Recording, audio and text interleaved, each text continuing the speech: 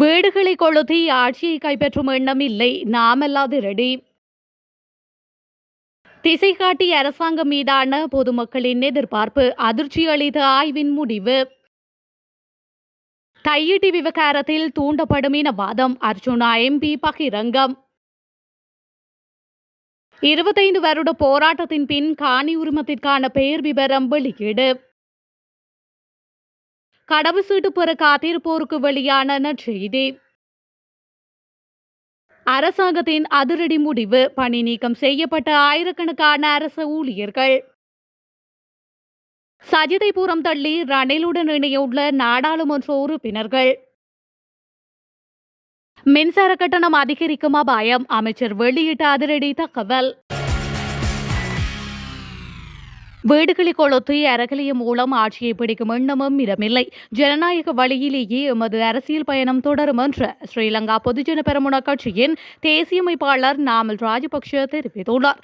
இது தொடர்பில் ஊடகங்களிடம் அவர் மேலும் கூறுகையில், எம்மிடம் ஆயுதப்படை இல்லை, வீடுகளை கொளுத்தி நாடாளுமன்ற உறுப்பினர்களை கொன்று அறகலியம் மூலம் ஆட்சியை பிடிக்க மாட்டோம், ஜனநாயக வழியில் எமது பயணம் தொடரும்.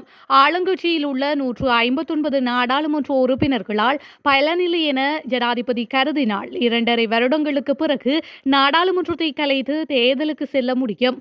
எம்மிடம் வேலை திட்டம் உள்ளது, தூர நோக்கு சிந்தனை உள்ளது, கடந்த காலங்களில் செயல்பட்ட அனுபவம் உள்ளது.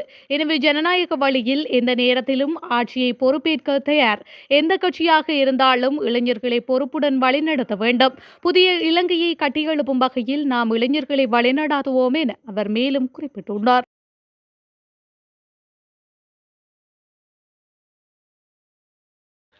அரசாங்கத்தின் மீதான பொதுமக்களின் எதிர்பார்ப்பு தேர்தலுக்கு பின்னர் வேகமாக அதிகரித்துள்ளதாக ஆய்வு ஒன்றில் தெரிய வந்துள்ளது. அதன்படி கடந்த ஆண்டு ஜூலை மாதத்தில் 24 வீதமாக காணப்பட்ட அரசாங்கத்திற்கான பொதுமக்களின் எதிர்பார்ப்பு தற்பொழுது 62 வீதமாக அதிகரித்துள்ளது. நாடு எண்ணும் விதமற்ற துணைப்பொருளின் கீழ் மேற்கொள்ளப்பட்ட ஆய்வின் புதிய பெறுபேறுகளின் அடிப்படையில் இவ்விடயம் வெளிப்படுத்தப்பட்டுள்ளதாக வெரிட்டே ரிசர்ச் ஆய்வு நிறுவனம் தெரிவித்துள்ளது. கடந்த ஆண்டு பிப்ரவரி மாதத்தில் 7 வீதமாக காணப்பட்டதாகவும் இவ்வாண்டில் அது 62 வீதமாக அதிகரித்துள்ளமை குறிப்பிடத்தக்க அதிகரிப்பாக எடுத்துக்கொள்ள முடியும் எனவும் வெரிட்டே ரிசர்ச் சுட்டிக்காட்டியுள்ளது. பொருளாதார நெருக்கடிக்கு பிறகு முதல் முறையாக பெரும்பான்மையான மக்கள், அதாவது 55 வீதமானோர் இலங்கையின் பொருளாதார நிலைமை மேம்பட்டு வருவதாக நம்புவதாக வெரிட்டே ரிசர்ச் நடாத்திய ஆய்வில் தெரியவந்துள்ளது. எனினும் நாட்டின் ஒட்டுமொத்த பொருளாதாரம் இன்னும் பலவீனமான நிலையில் இருப்பதாக 47 வீத மக்கள் நம்புவதாக வெரிட்டே ரிசர்ச் நிறுவனம் தெரிவித்துள்ளது.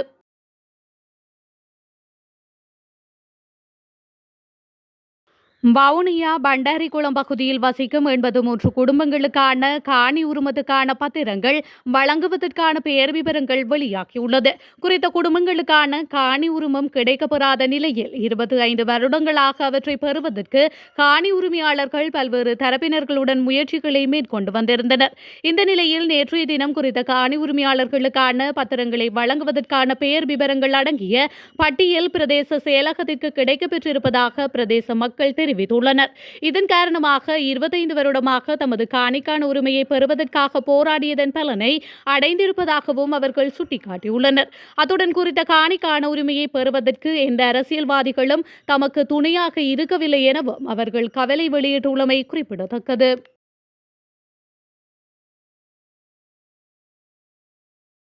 தையிட்டி விகாரையை இடிப்பது இனவாதத்தை கட்டியெழுப்பும், ஆகவேதான் அதை இடிக்க வேண்டாம் என நான் ஜனாதிபதி அனுரகுமார திசாநாயகவிடம் தெரிவித்திருந்தேன் என ஜாழ் நாடாளுமன்ற உறுப்பினர் ராமநாதன் அர்ச்சுனா தெரிவித்துள்ளார். குறித்த விடயத்தை நேற்று நாடாளுமன்றத்தில் கலந்து கொண்டு கருத்து தெரிவிக்கும் போதே அவர் குறிப்பிட்டுள்ளார். இது தொடர்பில் அவர் மேலும் தெரிவிக்கையில், தமிழ் மற்றும் சிங்கள மக்கள் ஒன்றாக இணைந்து வாழ வேண்டும் என்றே விரும்புகின்றனர்.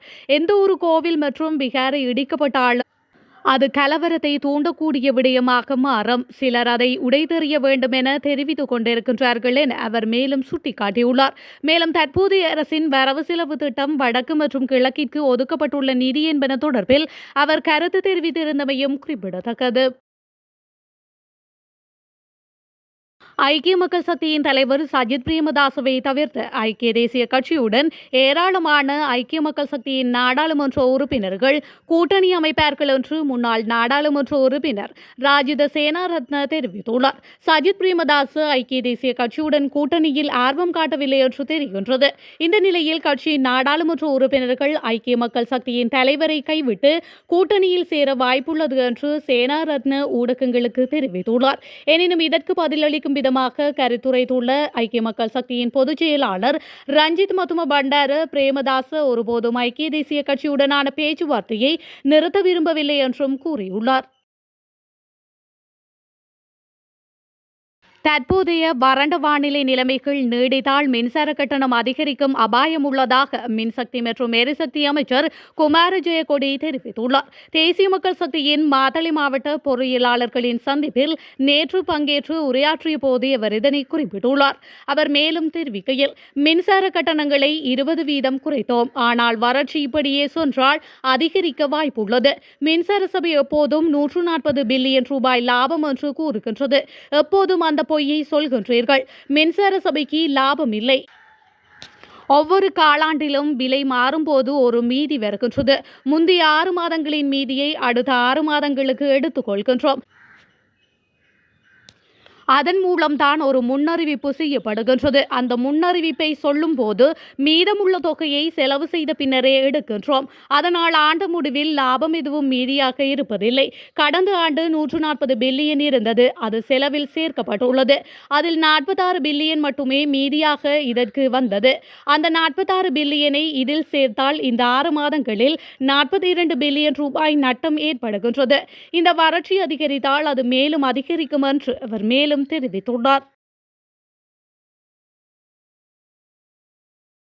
நிலுவையில் உள்ள அனைத்து கடவுச்சீட்டுகளும் 1 மாதத்திற்குள் வழங்கப்படும் என்றும் செயல்முறை இயல்பாக்கப்படும் என்றும் பொது பாதுகாப்பு அமைச்சர் ஆனந்த் விஜயபால தெரிவித்துள்ளார். அதற்கு தேவையான பணிகள் ஏற்கனவே படிப்படியாக மேற்கொள்ளப்பட்டு வருவதாகவும் அமைச்சர் கூறியுள்ளார்.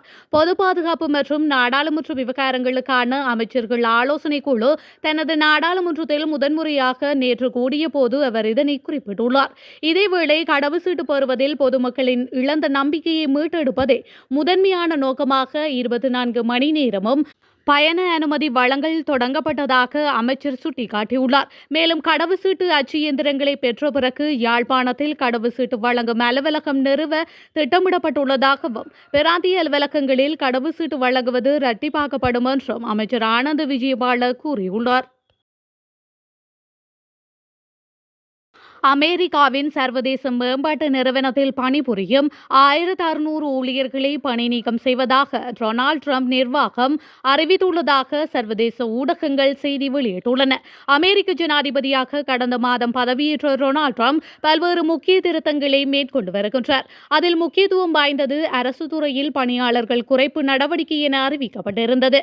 இதற்கு முன்பே லட்சக்கணக்கான ஊழியர்களுக்கு 8 மாத ஊதியத்துடன் கட்டாய பதவி விலகல் செய்து கொள்ள ட்ரம்ப் நிர்வாகம் வாய்ப்பளித்திருந்தது. இந்த நிலையில் கடந்த மாதம் வெளியிட்டிருந்த உத்தரவில் பிப்ரவரி 6ஆம் தேதிக்குள் பணியில் இருந்து பதவி விலகல் செய்து கொண்டால் 8 மாத ஊதியம் வழங்கப்படும் என தெரிவிக்கப்பட்டிருந்தது. இதன் அடிப்படையில் அமெரிக்காவின் சர்வதேச மேம்பாட்டு நிறுவனத்தில் பணிபுரியும் 1600 ஊழியர்களை பணி நீக்கம் செய்வதாக ட்ரம்ப் நிர்வாகம் அறிவித்துள்ளமையும் குறிப்பிடத்தக்கது.